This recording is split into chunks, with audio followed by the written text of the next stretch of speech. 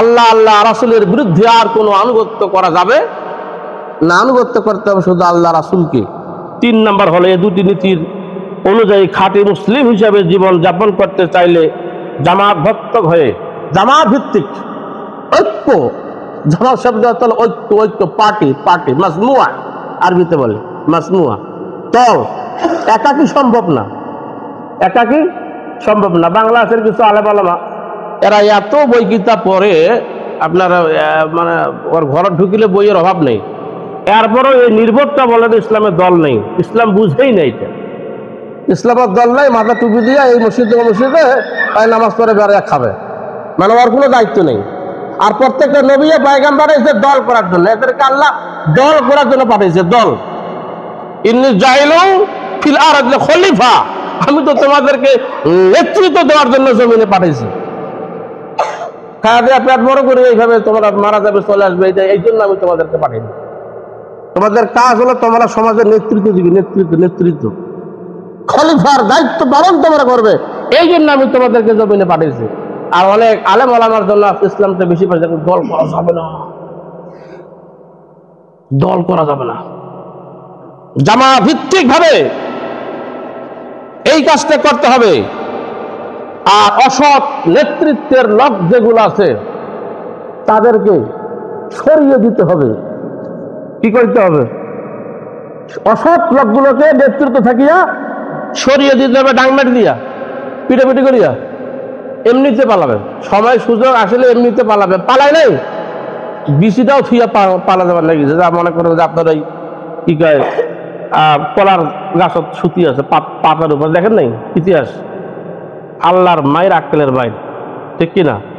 কিন্তু আমাদের কাজ হবে সামনে ভোট দিয়া এই জানোয়ারগুলো আউট করে দিব। আর ভালো সৎ যোগ্য খোদাভিত্তি, খোদাভিত্তি যাদের মন্ত্রের মধ্যে রয়েছে, এই যোগ্য লোকগুলোকে আমরা ভোট দিয়া আমরা আসনে বসে দিব। এটা হলো কালেমার দাবি। এটা কিসের দাবি? লা ইলাহা ইল্লাল্লাহ মুহাম্মদ রাসূল। জীবনের কোন ক্ষেত্রে আল্লাহ তোমাকে ছাড়া কাউকে ইলা মানে না। এই দাওয়াতে নবী পয়গম্বর নিয়ে এসেছিলেন। সুতরাং আমাদেরকে এই দাওয়াতে অংশগ্রহণ করতে হবে। আমি আপনাদেরকে দাওয়াত দিলাম, মানে কিছু নেবেন না। আমি যেই দল করি সেই দলের দাওয়াত আগে থেকেই দিচ্ছি, 5 তারিখের আগে থেকেই, আপনারা জানেন। আপনি যেই দল করেন করে হাদিস বুঝিয়ে আমাকে দাওয়াত দিতে পারেন, আমার কোনো বিরোধিতা নেই। আমি বাংলাদেশ জামাত ইসলামের লোক, শিবির করিয়া জামাত করি। আমি আপনাদেরকে উদাত্ত আহ্বান জানাচ্ছি, করার জন্য অনুরোধ করতেছি। ইসলামের পক্ষে থাকতে হবে, জমিনে কোরআনের আইন বাস্তবায়ন করার পক্ষে থাকতে হবে। নবী পয়গম্বর প্রত্যেকটি কাজ করেছিল, যদি না করেন তাহলে আপনি আল্লাহর জমিনে আইন প্রতিষ্ঠার ব্যাপারে বাধা সৃষ্টিকারী হয়ে গেলেন। আপনার জীবনের সমস্ত আমল ধ্বংস হয়ে যাবে, সমস্ত আমল কি ধ্বংস হয়ে যাবে। আমরা একজন নেতা পাইছি,